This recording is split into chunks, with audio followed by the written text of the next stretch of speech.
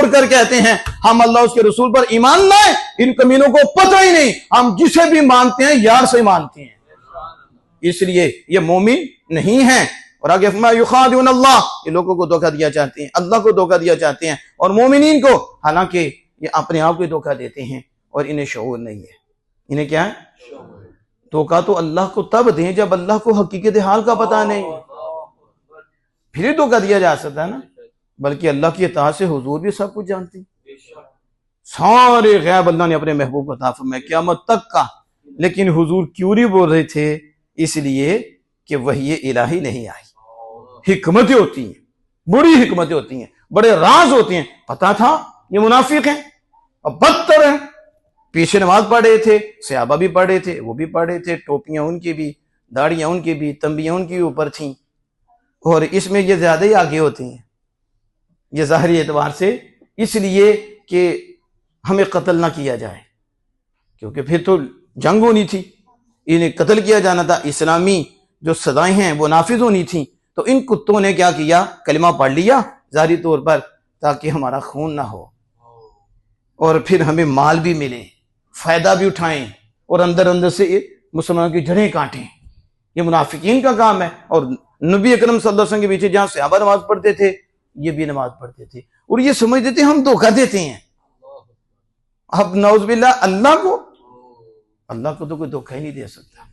مفسرین اکرام نے فرمایا یہاں مضاف محذوف ہے، اصل عبارت یہ ہے یخادعون رسول اللہ، وہ اللہ کے رسول کو دھوکہ دیا چاہتے ہیں۔ تو اللہ عز و جل نے اپنے محبوب کا نام نہیں لیا اور بتا دیا، اور جو مجھے دھوکہ دینا چاہتا ہے مجھے تو کوئی دے نہیں سکتا، یہ میرے رسول کو دھوکہ دینا چاہتے ہیں، وہ میرے رسول کو جو دھوکہ دیتے ہیں گویا کہ وہ مجھے ہی دیتے ہیں۔ یعنی حضور کی جگہ اللہ نے اپنے نام کو ذکر کیا ہے، اس طرح قرآن پاک میں موجود ہے ان الذین یؤذون اللہ ورسولہ لعنہم اللہ فی الدنیا والآخرہ، بے شک جو اللہ اور اس کے رسول کو اذیت دیتے ہیں۔ ایک جج، اللہ پاک اسے بھی ہدایت عطا فرمائے، وہ کہتا ہے اللہ کو کیسے اذیت ہوتی ہے؟ انہوں نے پڑھا کیا ہے؟ نہ انہیں اصول کا پتہ ہے، نہ انہوں نے عربی اصول پڑھے، قرآن کو کیسے سمجھا جاتا ہے؟ قرآن عربی میں اترا ہے تو پھر عربی اصول سے سمجھا جائے گا، کہ جس زبان کے ہم بحث کرنا چاہتے ہیں زبان کے متعلق تو اسی زبان کے اصول ہم سیکھیں گے، وہ جانیں گے تو ہم بحث کریں گے نا۔ اب یہ عربی ہے تو عربی کے اصول ہیں۔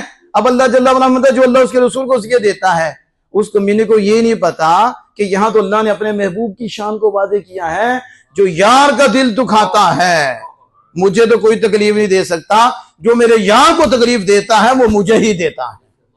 اس نے فرمایا کہ محبوب تیری بیعت میری بیعت ہے، تیری محبت میری محبت ہے، تیرا دشمن میرا دشمن ہے، تیرا کہنا میرا کہنا ہے، تیرا کرنا میرا کہنا ہے، محبوب تیرا فضل میرا فضل ہے، تیری رضا میری رضا ہے، تیری دعوت میری دعوت ہے، تیری عطا میری عطا ہے۔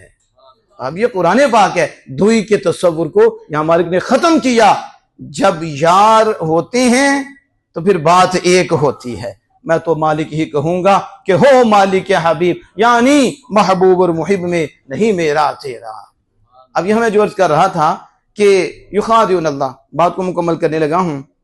اللہ پاک فرماتا ہے یہ اللہ کو دھوکہ دیا چاہتے ہیں، یعنی اللہ کے رسول کو اور مومنین کو نہیں، حالانکہ صحابہ کو بھی پتا تھا یہ منافق ہے۔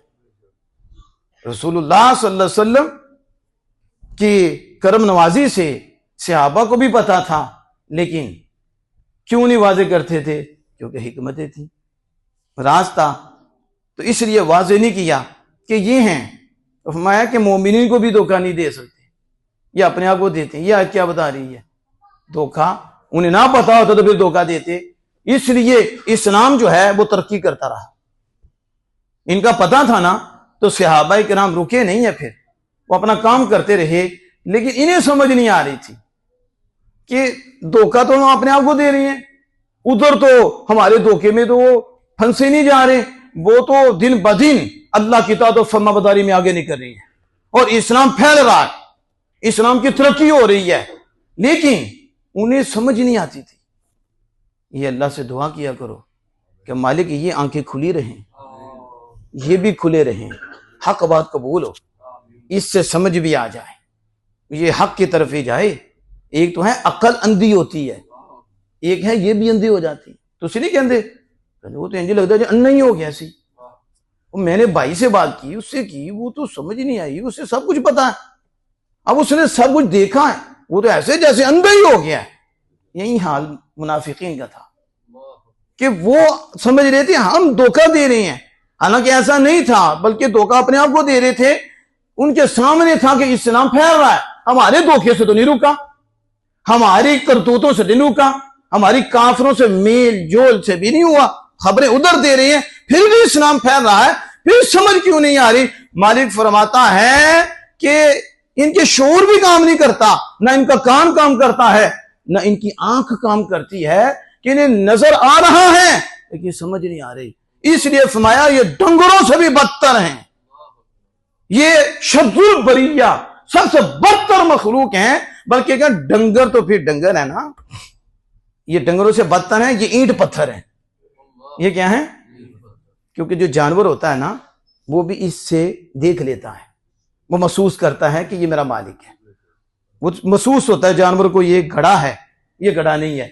اب گدھے کو دیکھنے, آپ نے دیکھا ہوگا کہ اگر گھڑا ہے نا تو اب گدھے کو کھینچو, نہیں جاتا, جاتا. تو یہ کتنے بڑے گدھے ہیں, گدھا نہیں کہنا چاہیے, اللہ تعالیٰ اس سے بھی بدتر, خنزیر سے بھی بدتر.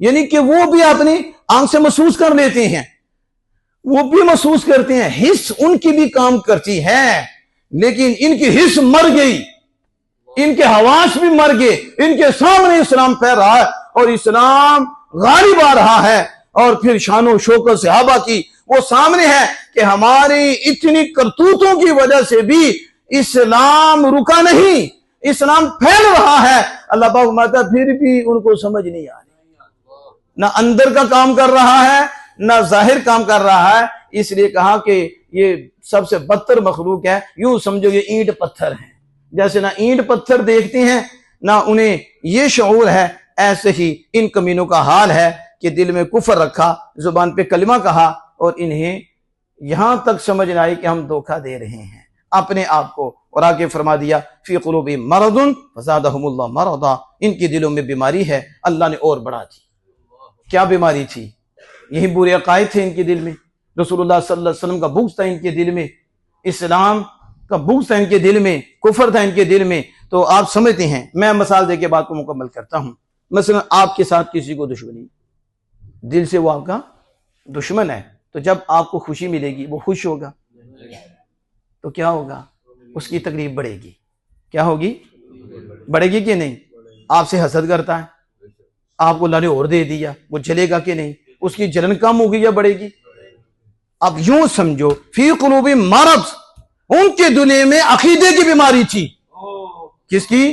اور سب سے بڑی بیماری یہی ہے, اللہ پاک محفوظ رکھیے. ان کے دل میں کیا تھا؟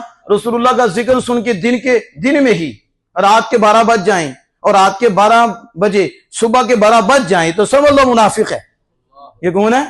وہ کون سا مومن ہے؟ آمینہ کے لال کا ذکر ہو تو 12 بج جائیں, نہیں, آمینہ کے لال کا ذکر ہو تو چہرہ اتنا روشن ہو کہ پتا چلے کہ واقعی دل میں نور مصطفیٰ ہے, محبت مصطفیٰ ہے. تو منافق جب دیکھتے نا کہ اسلام تو بڑھ رہا ہے, اسلام بڑھ رہا ہے, پھر پہلے 5 چیزوں پہ ایمان تھا, 5 احکام پہ, آگے 5 اور نازل ہوگی, اب اس پہ بھی ایمان لا رہی ہیں, ترقی ہو رہی ہے, تو انہیں تکلیف ہوتی. تو اللہ فرماتا فی قلوبہم مرض, ان کے دلوں میں بیماری ہے, اور اللہ نے اور بڑھا دی. جو آیت نازل ہوتی صحابہ لبیک کرتے, صحابہ اطاعت کرتے, انہیں آگ لگ جاتی, ان کی بیماری بڑھتی. ما وَلَهُمْ عَذَابٌ أَلِيمٌ, کافروں کے لیے بھی عذاب ہے, انہیں بھی سزا ملے گی, لیکن کافروں سے بھی بدترین منافق کافروں کے لیے سزا ہے کہ انہیں عذاب بھی پہنچے گا, اور جہنمیوں اور دوزیوں کی جو پیپ بہے گی نا, اللہ پاک وہ پیپ بھی انہیں دے گا, انہیں پیپ بھی دی جائے گی. وَلَهُمْ عَذَابٌ أَلِيمٌ, کیوں؟ انہوں نے جھوٹ بولا ہے. کیا کیا؟ دل میں کفر رکھ کے کہا ہم مومن ہیں. کیا کہا؟ جھوٹ تو کتنی قسمیں جھوٹ کی, لیکن سب سے برا جھوٹ یہ ہے کہ دل میں کفر ہو, زبان سے کہے میں مومن ہوں. یہ منافق, غدار, یہ بے ایمان اتنا بڑا لعنتی ہے کہ اللہ پاک فرماتا ہے یہ جو سزا ہے دردناک عذاب، درد دینے والا عذاب انہیں اس وجہ سے مل رہا ہے، دل میں کفر رکھ کے زبان سے کہتے ہیں مومن ہیں، یہ جھوٹ بولتے ہیں، اس جھوٹ کی وجہ سے ہیں۔ انشاءاللہ تعالی ہم جب آگے تفسیر کریں گے تو پھر مزید اس کی وضاحت کریں گے، اور کس پہ بھی گفتگو کریں گے، منافقین کی مزید صفات کا تذکرہ کریں گے، اور پھر مومنین کے حوالے سے بھی بات کریں گے کہ ان میں بھی منافقوں والے کام پائے جاتے ہیں۔ اللہ جل وعلا سے دعا کہ ہم سب کو عمل کی توفیق عطا فرمائے۔